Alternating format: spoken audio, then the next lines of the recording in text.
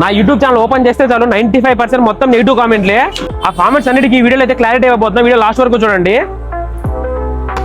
అందులో చాలా మంది ఎక్కువ పెడుతున్న కామెంట్ ఏంటంటే, అన్న నువ్వు స్టార్టింగ్ లో చాలా కూల్ గా మాట్లాడేవాడు, ఇప్పుడంటే చాలా పొగరగా మాట్లాడతావు అన్నారనమాట. అదేమీ లేదండి. స్టార్టింగ్ లో అయితే నేను వీడియోస్ కి వాయిస్ ఓవర్ చెప్పేవాడిని. అప్పుడైతే కంటెంట్ రాసుకొని మనకు వాయిస్ ఓవర్ ఏం చెప్పాలో క్లారిటీ ఉండేది అనమాట. ఇప్పుడు ఏంటంటే హీట్ దగ్గర నేను అనుకున్న కంటెంట్ కూడా మర్చిపోతున్నాను. అలానే మీకు వినిపించాలని చెప్పి కొంచెం గట్టిగా మాట్లాడుతున్నా. గట్టిగా మాట్లాడేది మీకు ఏంటంటే అది కొంచెం పొగరగా అనిపిస్తుంది. ఎటువంటి పొగరు లేదండి. నేను స్టార్టింగ్ లో ఎలా ఉన్నానో ఈ రోజు అలానే ఉన్నాను. ఎందుకంటే మీరు ఇచ్చిన సపోర్ట్ వల్ల ఈ రోజు నా బిజినెస్ సక్సెస్ఫుల్ గా రన్ అవుతుంది. ఇంకో కామెంట్ ఏంటంటే, రిపీట్ గా వస్తున్న కామెంట్ ఏంటంటే, మీ దగ్గర ప్రైజెస్ చాలా ఎక్కువ అని చెప్పి. దీనికైతే క్లారిటీ నేను ప్రీవియస్ వీడియో అయితే ఇచ్చాను. మళ్ళీ అయితే ఒక్కసారి చెప్తాను మీకోసము. బ్యాంబూస్ అనేది ఒడిశా నుంచి తెప్పించాలన్నమాట. ఒడిశా నుంచి తిరుపతికి వచ్చినప్పుడు విత్ ట్రాన్స్పోర్ట్ తో నాకు 130 to 140 రూపీస్ ఒక పీస్ పడుతుంది. అలానే ఇందులో వాడే రైస్ వచ్చేసి యూనిటీ రైస్ అనమాట. నేను ఆ యూనిటీ రైస్ 30 kg బ్యాగ్ వచ్చేసి 3600 రూపీస్ అయితే పడుతుంది.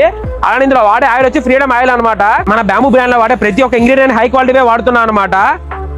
మామూలుగా ఫుడ్ బిజినెస్ లో 50% మార్జిన్ ఉంటుంది, ఇందులో కూడా 50% మార్జిన్ ఉంటుంది అనుకుంటానేమో. అలా అస్సలు లేదండి. ఇందులో నాకు 25 to 30% మాత్రమే మార్జిన్ ఉంటుంది.